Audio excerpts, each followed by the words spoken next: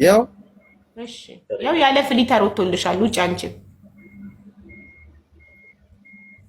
እሷ በጣም ቆንጅዬ ናት። ቅድም አልነበርክም? አላየሃት? እሺ አላየኋትም። አሁን ታያታለህ።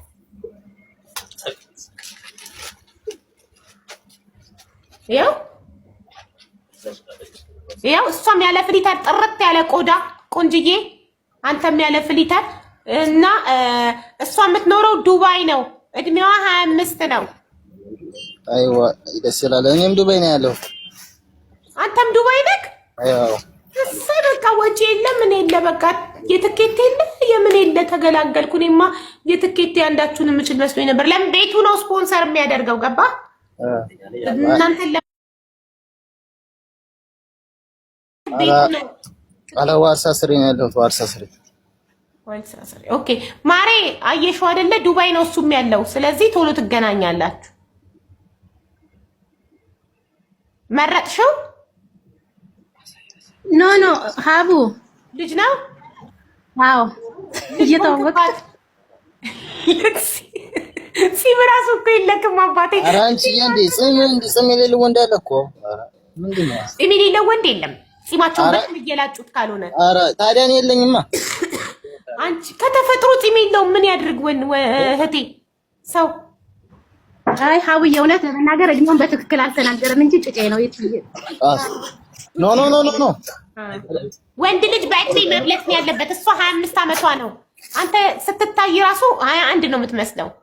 ወይኔ ሞራሉ ተነካና ሄደ። ወንድሜን በልኩ እኮ አመጣለት ነበር። ወንድሜና እኔ ሌላ በልክህ አመጣልሃለሁ። እሷ አንተ አንሰህባታል።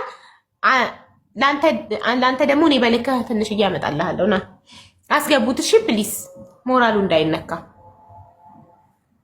እሺ። ስለዚህ ለሰው ልክ የሚሆን ጠፋ። አንቺ እውነትም የሰው ልክ የእውነት ቤተሰቦች ያወጡልሽ ስም ነው የሰው ልክ። አዎ ሀቡዬ እውነትም የሰው ልክ ልክሽ ታጣኮ። እኔ ስራ አለኝ ነው።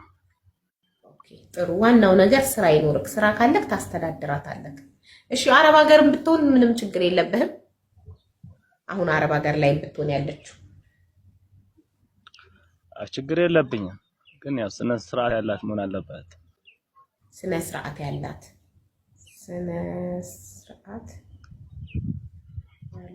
ኦኬ። ያልቀራችስ ብትሆን አንተ አታስቀራትም? ምን ችግር አለው? ቁርአን ያልቀራችን ብትሆን እኮ አንተ ብታስቀራት አጅር ታገኛለህ አይደል? እሱ ነው። ግን ያው ችግር የለውም። እንደዛም ግን የቀራች ቢሆን ደግሞ ያው ሞት እሺ ዋናው እናንተ ተዋደዱ ተመቻቹ እንጂ ያልቀራች እንኳን ብትሆን አንተ ታስቀራታለህ። እንደውም ወዳ ካንተ ስታስቀራት በደንብ ይገባታል፣ ቶሎ ይገባታል። እሺ ይሄንን መስፈርት የምታሟላለሽ እኔ በይና አስገባሻለሁ። ይሄንን መስፈርት የሆነ ቆንጅዬ የሆንሽ ቁርአን የቀራሽ እና ስነ ስርዓት ያለሽ እድሜ ችግሩ የሚጠይቁት እድሜ ትንሽ ነው። ከ20 እስከ 25 አብዛኛው አረብ ሀገር ላይ 26 ነህ አንተ።